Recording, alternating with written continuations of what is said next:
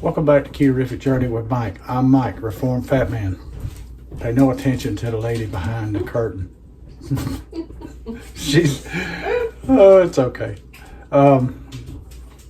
We're participating in the Chaffle Challenge. Matter of fact, I'm one of the co-sponsors of the Chaffle Challenge. It's the Chaffle Challenge 2023. Tom Garvey, the Keto Cook, and myself, we're hosting it. There'll be other videos out there. Just do the hashtag.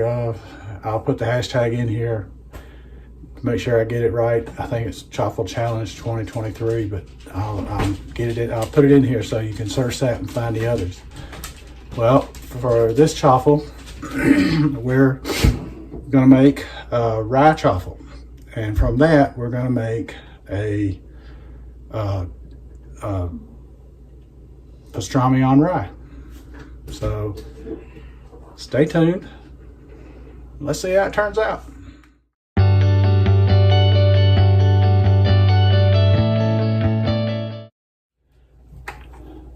So we've only got 2 requirements for this challenge, and it's collaboration challenge, however how you want to look at it. And those 2 requirements are that you have to use at least 2/3 of a cup of cheese and an egg, which is the classic chaffle recipe. Well, I am doubling this because it's going to be for both me and my wife. And the classic chaffle recipe makes 2 chaffles, usually. Sometimes you might get 3, just depends on how much you put onto the waffle iron. So I've doubled this, so I've got 1.3 cups of mozzarella cheese in here. And I'm going to crack in 2 eggs, and then we're going to stir them up in there.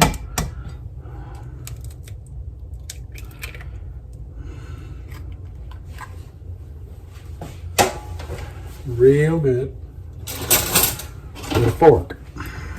Now, I probably should have beaten the eggs before I put it in here, but you know, I didn't, so that's okay.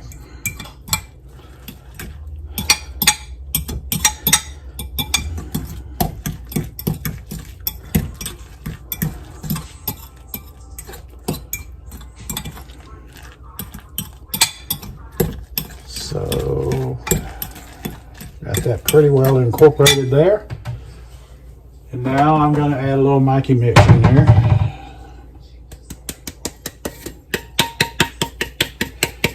Which is garlic powder, salt, pepper, and onion powder.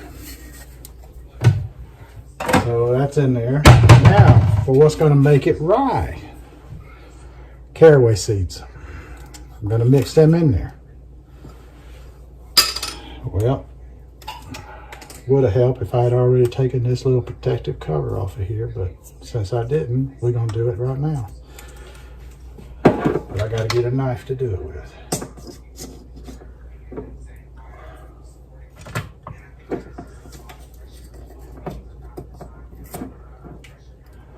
So bear with me, folks.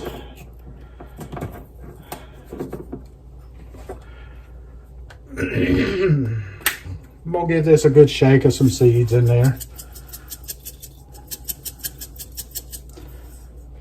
How much?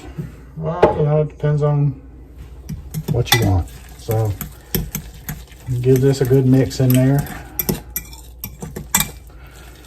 I've got the waffle iron heating up.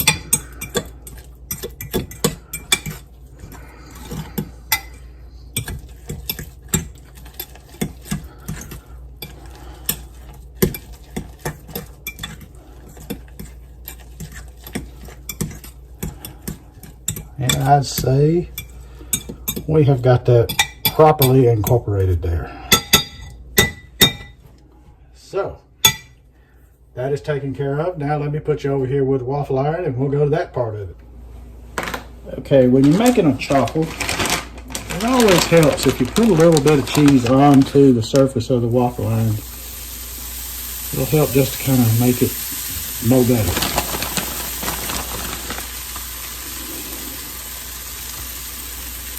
Give it a second or two to melt in there before you go and add in your batter, for lack of a better word, batter. Let me get my spoon and put this in there.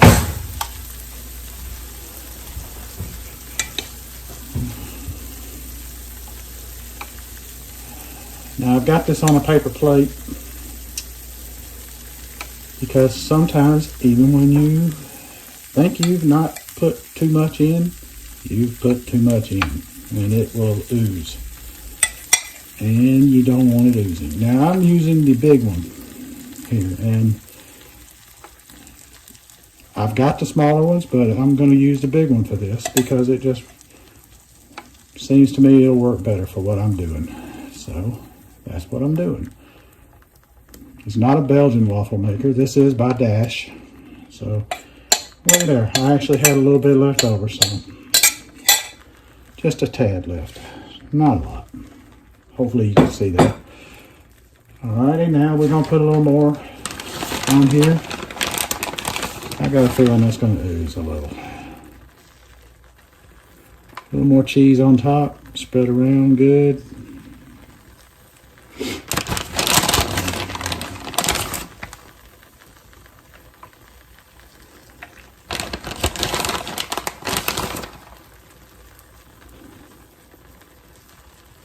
It oozes, it oozes.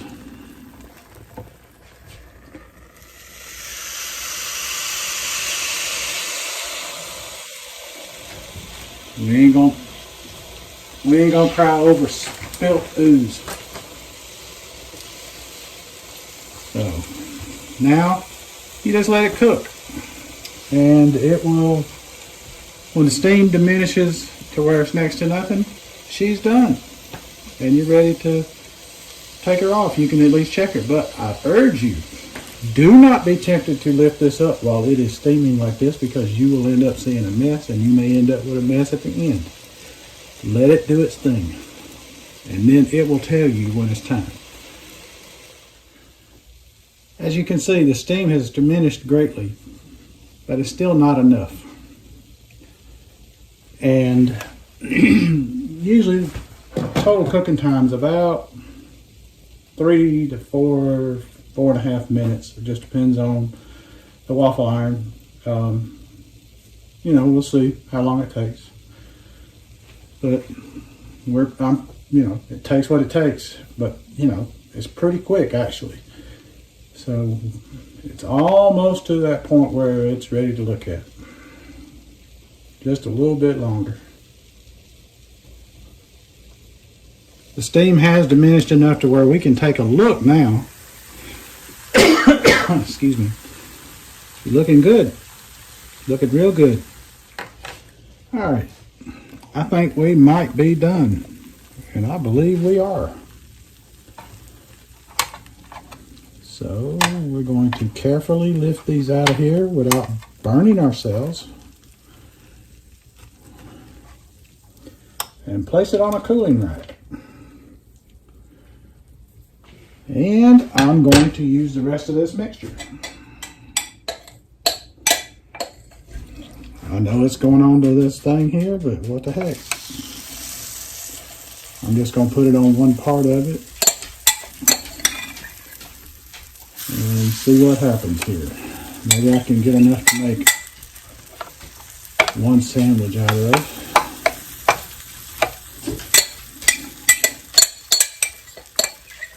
This is why I was telling you, it's not an exact science as to how much you'll get. Sometimes you may get more. It just depends on how heavy your pour is on it. And the good news is, we didn't get any overflow. And I didn't butter it up with extra cheese because I didn't have any to put on there. So it'll still do fine. It just helps it to make it do a little better and gets it a little browner. But you can see this is crispy. It's really crispy. It's going to be like toast. So, I don't know if you can see that or not, but it's real crispy. Can you hear it? Crispy.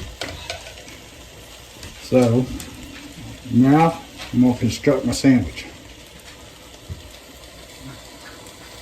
Find my remote. My lovely bride has consented to give us a taste test. Now, this is she's in a hurry to eat. And she's in a hurry to eat. And it looks so good. It is it's a rye chaffle. Oh, it smells so good. With cheese melted and pastrami. Yours has mayo on it because I know you like mayo. Mmm. Mmm. I think she likes it. Mm-hmm.